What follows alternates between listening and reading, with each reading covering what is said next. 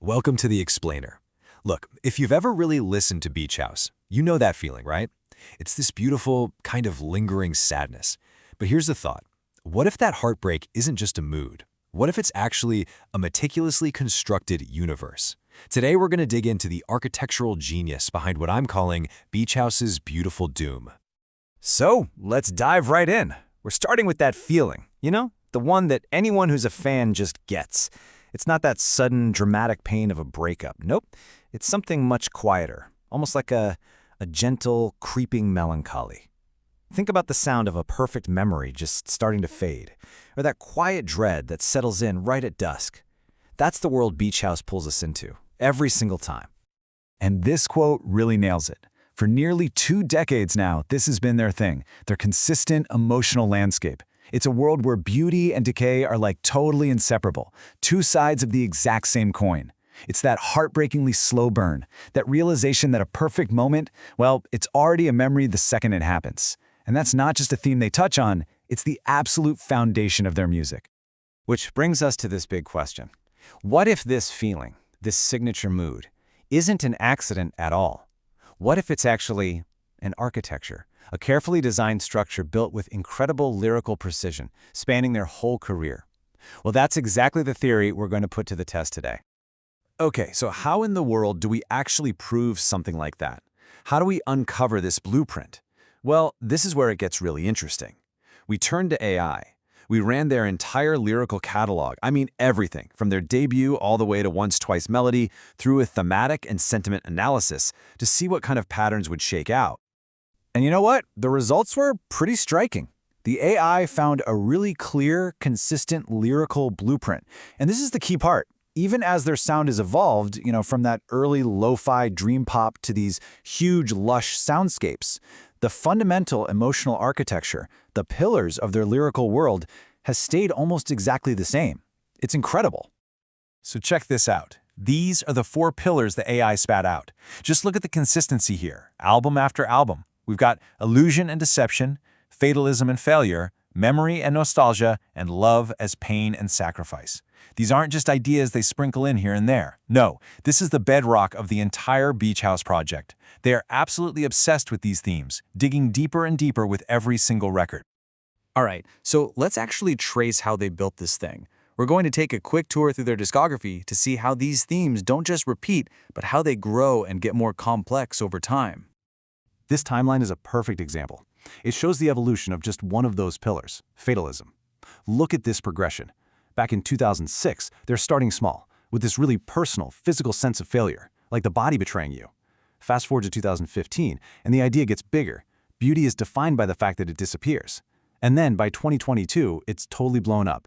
Personal heartbreak is now like a law of the universe. It's just a fascinating way to watch one idea expand. Let's zoom in on that middle point from Depression Cherry. This line, just like a spark, and then it vanishes. It just perfectly captures that whole idea of fleeting beauty, doesn't it?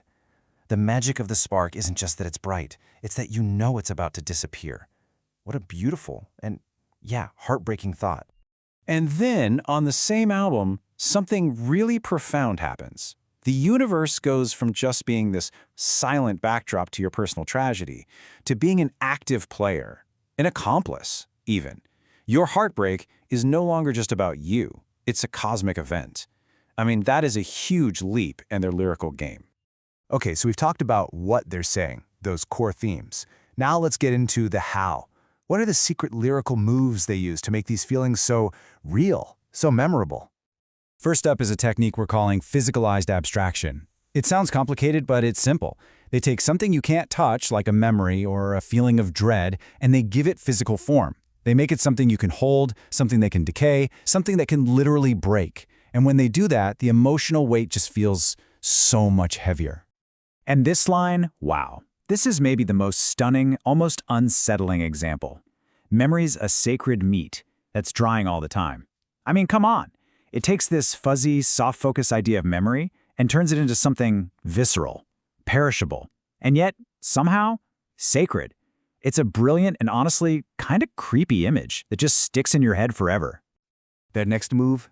Masterful use of oxymoronic imagery. So instead of just saying sadness, they'll hit you with something like candy-colored misery.